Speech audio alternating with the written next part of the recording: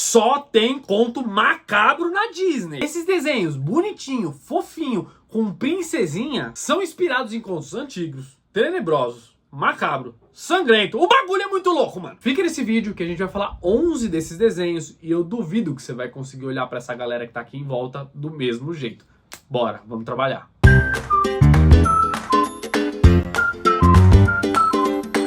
Eu sou o Igor e a gente primeiro tem que entender que a maioria desses desenhos que passam na Disney são adaptações de contos antigos, tipo muito antigos mesmo. Então era pra ensinar as crianças a não mentir, não sair sozinho na floresta. Não se morre! Algumas histórias são de tradições orais, então é o pai que contava pro filho, que contava pro filho de novo. Existem sim mais de uma versão pra mesma história. Vamos pra lista que vocês vão entender o que eu tô falando. Branca de Neve e os Sete Anões. A história da Branca de Neve começa bem parecida com a da Disney. A Rainha Má é invejosa pra caceta, manda o caçador ir lá matar a Branca de Neve, só que ele tem que trazer o coração e o fígado da Branca de Neve, que só tem 7 anos. O caçador não queria matar a menina, então ele pega os órgãos que a rainha queria de um javali. E essa maledita come os órgãos, que era pra ser de uma menininha. Farinha tranquila, né? Depois que descobre a mentira, a Rainha Má fala que trabalho bem feito é a gente mesmo que faz. Então ela vai lá tentar mandar a Branca de Neve de arrasta pra cima. Só que não tem só a maçã. A rainha tenta enganar ela 3 vezes de 3 jeitos diferentes. A primeira, ela dá um espartilho pra Branca de Neve. Sabe aquelas roupas de mulher antiga que esmaga a cintura? Esse negócio tava tão apertado que a Branca de Neve desmaia. E aí os anões vão lá e salvam ela. A segunda, a rainha vende um pente envenenado pra Branca de Neve. E a terceira é a famosa maçã do capeta. Mas calma que essa história piora muito. Quando a Branca de Neve come a maçã, ela desmaia e os anões acham que ela já morreu mesmo. E só aí o príncipe encantado aparece insistindo pra tirar o caixão de dentro da casa dos anões. Quando a rapaziada se junta ali pra carregar, eles escorregam, o caixão cai, a Branca de Neve bate no chão e gospe um pedaço de maçã. A coitada ia morrer engasgada nessa história. E não tem beijo de salvação, não. Foi uma cuspida. Mas o casamento do príncipe da Branca de Neve ainda acontece, mesmo que ela tenha só 7 anos. E a melhor parte é que a Rainha Má, por algum motivo muito louco da cabeça dela, resolve ir no casamento entre a Branca de Neve e o príncipe. Os anões ficam pistola, se juntam os 7 ali, pegam a Rainha Má e abre aspas para a fala original dos irmãos Green, os verdadeiros autores, né? Colocaram um par de sapatos de ferro em brasas, eles foram trazidos com pinças e colocados diante da rainha. Ela foi forçada a entrar nos sapatos quentes e dançar até cair morta. História tranquilinha, né? Cinderela. A Cinderela dos irmãos Green não tem fada madrinha com cara de vó, bonitinha com vestidinho. É um pássaro doido que enche a Cinderela de dinheiro pra passar 3 dias de rave que eles chamam de baile. Cinderela Baiana! Aí acontece a mesma coisa. A Cinderela perde o sapato, o príncipe manda enfiar aquele negócio cheio de micose no pé de todas as mulheres do reino. Só que quando chega na vez das meias irmãs da Cinderela experimentar, uma, pra caber, corta os dedos da frente e a outra o calcanhar. Fora, elas tiraram fora um pedaço do pé. Coube lá dentro? Coube. O príncipe aceitou essa gambiarra? De jeito nenhum, porque o sapato tava cheio de sangue. Quando chega esse dia maravilhoso do casamento da Cinderela, as minhas irmãs vão pro evento e tem os 2 olhos furados por um monte de pássaro. Como se isso não fosse o bastante, a Cinderela quebra o pescoço da madrasta com uma tampa de baú lá, dá uma cacetada. E viveram felizes para sempre.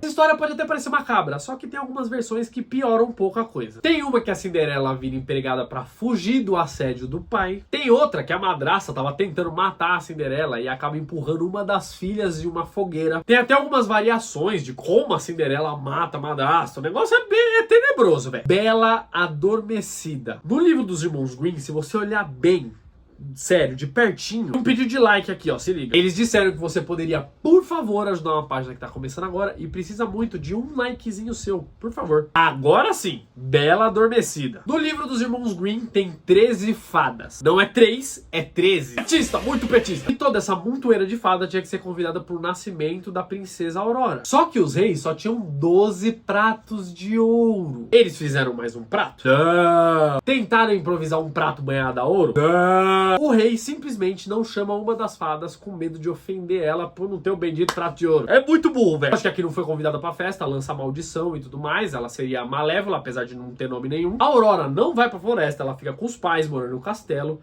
Até o dia que ela espeta o dedo naquele barangandã lá e dorme. E quando o príncipe aparece, ele dá o beijo e ela Não é assim que acontece, não. O príncipe chega, a Aurora tá lá e ele abusa dela dormindo e vai comprar cigarro depois. Aí ela é engravida dormindo e dá à luz dormindo. E tem duas versões. Uma, ela acorda com os filhos já nascidos chupando o dedo dela. Os bebês tiram o linho que tá no dedo dela. Claro que ninguém da família toda dela, do reino todo, pensou em mexer naquele bendito daquele dedo, né? E foi por ali que aconteceu a desgraça toda. E na outra versão, a Aurora acorda porque os recém-nascidos estão começando a almoçar ela, literalmente, porque eles estão mortos de fome. Independente da versão, a princesa Aurora não morre ali. Ela acorda e vai atrás do príncipe loucão e descobre que ele seguiu com a vida, casou com outra. A outra descobre toda a história, fica pistola e manda matar e cozinhar os filhos da Bela Adormecida. Esse plano não dá certo, aí ela fica suave só planejando como vai queimar a Aurora numa fogueira. História tranquila. O príncipe descobre tudo e empurra a própria esposa dentro da fogueira. Aí ele fica viúvo, casa com a Bela Adormecida e eles vivem felizes para sempre. Que história linda. A Pequena Sereia. Essa história tá mais pra triste do que macabra. É costume das sereias, quando fazem 15 anos, passarem um dia na superfície. Quando chega a vez da Pequena Sereia, ela vê um navio naufragando e o príncipe se afogando. Ela salva ele, aí é aquela coisa, né? Amor à primeira vista, se apaixona pela voz dela. Só que não é bem assim. O príncipe não ouve nem vê nada, o cara tava se afogando, mano. A Pequena Sereia leva ele pra praia mesmo assim, vai embora e chega outra menina que começa a cuidar dele. Dá um pause na história do príncipe agora e vamos pro fundo do mar. A Pequena Sereia pergunta pra avó dela a diferença entre humanos e sereias. Tirando o fato de ter um rabo e respirar embaixo da água. A avó diz que as sereias vivem 300 anos e quando morrem viram espuma do mar. Enquanto as pessoas normais vivem menos, mas quando morre, o espírito delas vai pra outra aventura. Aí a Pequena Sereia, doida atrás do príncipe, alma, aventura, essas coisas aí, vai atrás da bruxa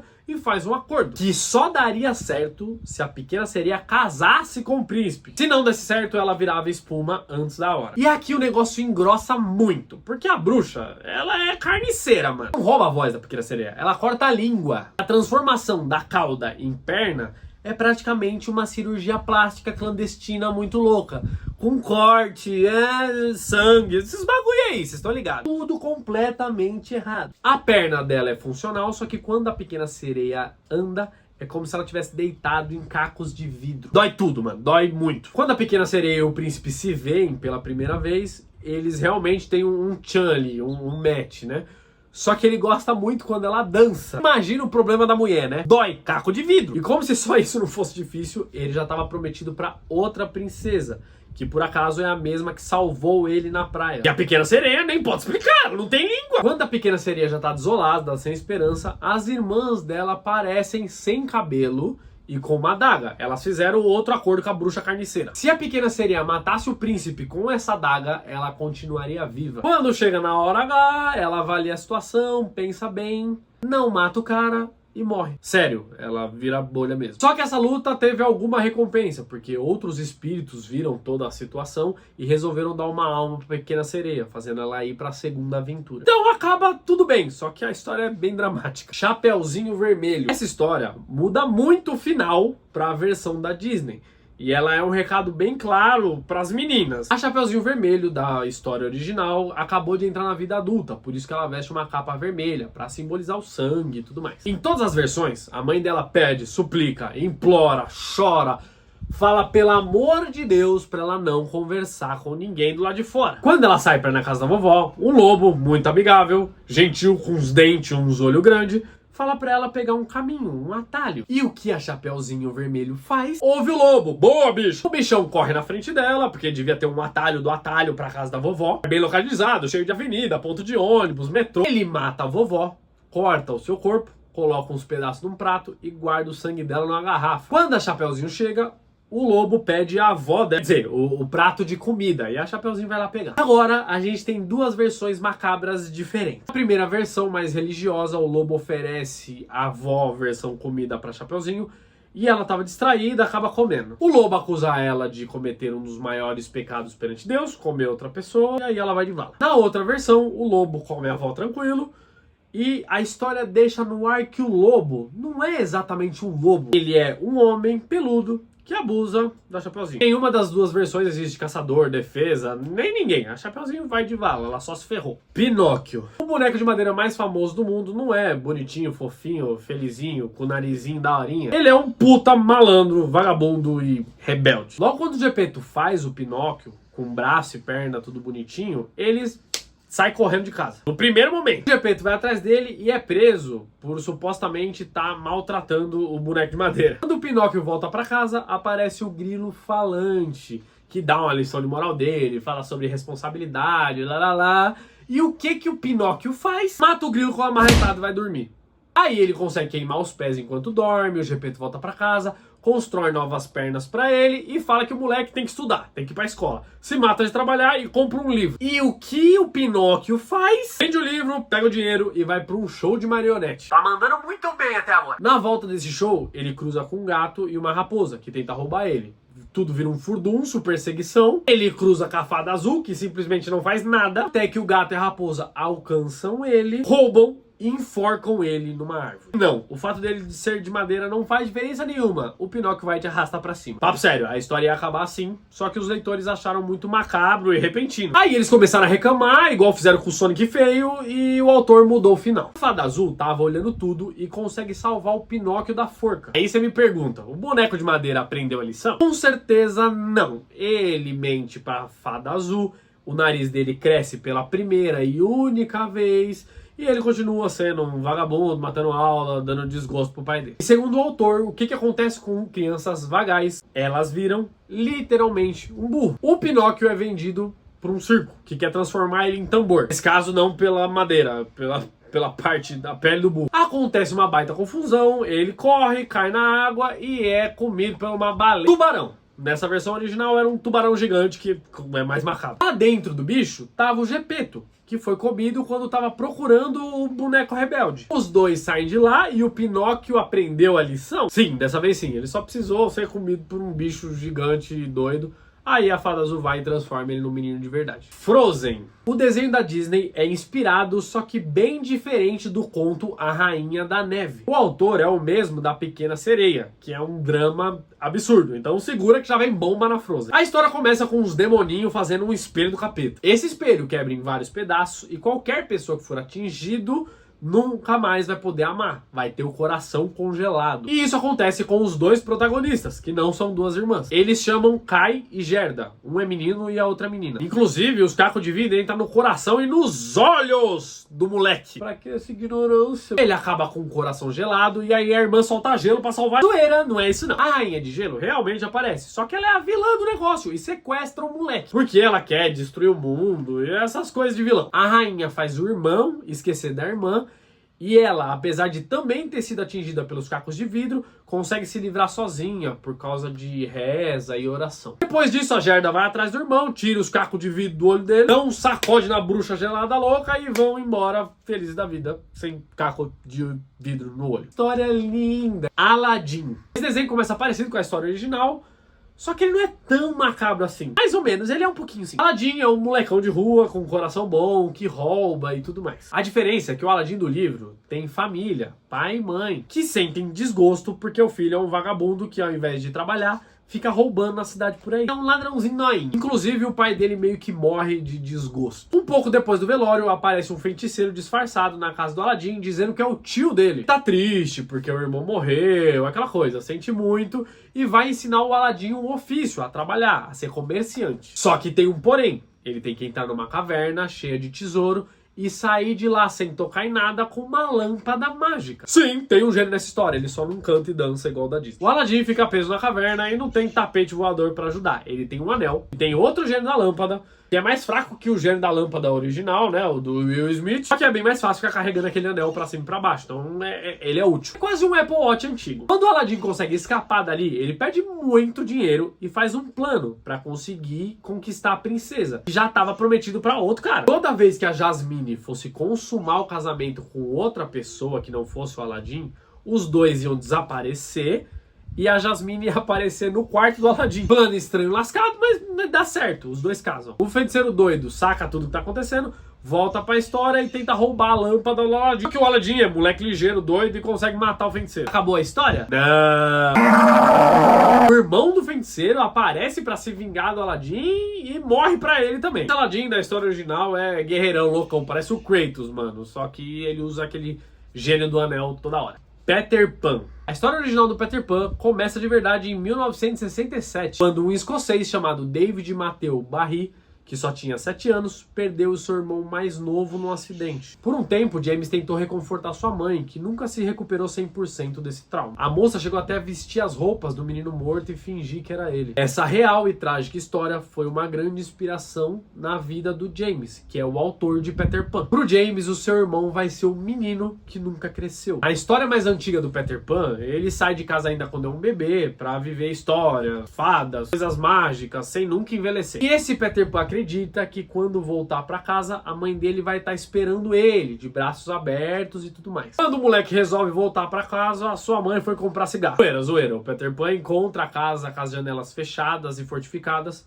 e a mãe com outro bebê. Ele sente o peso de ser abandonado, substituído e esquecido. Aqui onde tá a parte triste. O Peter chama outras crianças, principalmente meninas, pra Terra do Nunca, pra achar outra mãe pra ele. Só que sempre quando a aventura acaba, elas esquecem dele. Peter faz isso com a mãe da Wendy, com ela e com a filha da Wendy. Ele sempre tá buscando algo que perdeu. Outra coisa muito interessante é que não existia Capitão Gancho. O Peter Pan que era o vilão, ele sequestrava crianças. E pra piorar, não eram todas que voltavam pra casa. Quando essas crianças cresciam, o Peter jogava ela no mar, porque a Terra do Nunca não é lugar de adulto. Fazia um controle de densidade populacional absurdo. Até aqui é tudo história original, que o autor mudou depois, porque ele achou meio pesado e nada a ver pra criança. Outra, se o Peter Pan é o irmão do autor, não ia ser vilão pra sempre. Agora eu vou falar uma teoria que não é comprovada, mas é muito boa. Como o Peter Pan matava os adultos da Terra do Nunca, o Capitão Gancho é uma dessas crianças que não foi morta e conseguiu fugir. E tenta se vingar até hoje do moleque voador doido. Macabro e trágico. O próximo é Mulan. Provavelmente Mulan é um dos desenhos da Disney mais difícil de saber a origem, porque ele é uma lenda chinesa do ano 300 e pouco. O nome da protagonista é Hua Mulan, que significa flor de magnólia. Um símbolo de pureza, nobreza, dignidade e elegância na China antiga. Essa história tem pontos mais tranquilos e mais pesados do que a história da Disney. Ela começa igualzinho. O país está em guerra,